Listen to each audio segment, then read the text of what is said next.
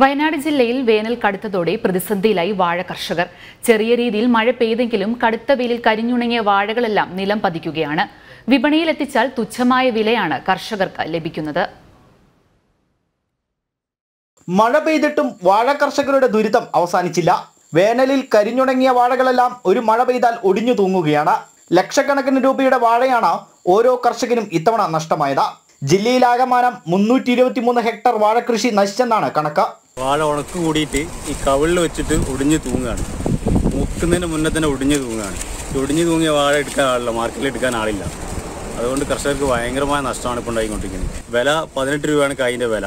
18 രൂപയ്ക്ക് തന്നെ എടുക്കാൻ ആളില്ലാത്ത അവസ്ഥയാണ് ഇപ്പോൾ ഉള്ളത്. അതാണ് പഴുത്ത് കിടക്കാണ്, തോട്ടത്തിലൊക്കെ പഴുത്ത് കിടക്കാണ്. വെട്ട് പൈസ വരെ കൃഷിക്കാർക്ക് വെട്ടുന്ന പൈസ വരെ ഇപ്പോൾ കിട്ടൂല. ഭയങ്കരമായ നഷ്ടം വരും. മുതൽ വരെ ആർക്കും ഇപ്പം വയനാട്ടിൽ ആർക്കും മുതൽ വരെ കിട്ടാനുള്ള സാധ്യത വളരെ കുറവാണ്. ഞങ്ങൾ 6000 വാഴ വെച്ചാൽ ഞങ്ങൾക്ക് 9 ലക്ഷം രൂപ ചിലവുണ്ട്. 5 ലക്ഷം രൂപ വരെ അതിൽ കിട്ടിയില്ല. അതാണ് ഇപ്പോൾ അവസ്ഥ ഉള്ളത്. ഇന്ന് മുഴുവൻ പകുതിയിലേറെ സെക്കൻഡ് കോട്ടിയായിട്ടാണ് പോകുന്നത്. വാടി ഉണങ്ങി വാടിയിട്ട് പകുതിയിലേറെ സെക്കൻഡായിട്ടാണ് പോകുന്നത്.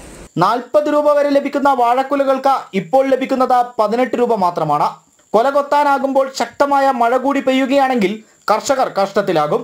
അധികൃതരെ അറിയിച്ചെങ്കിലും നഷ്ടപരിഹാരമൊന്നും ലഭിച്ചില്ല എന്നാണ് കർഷകരുടെ പരാതി. എത്രയും വേഗം വില കൂട്ടി പ്രശ്നം പരിഹരിക്കണമെന്നാണ് കർഷകരുടെ ആവശ്യം.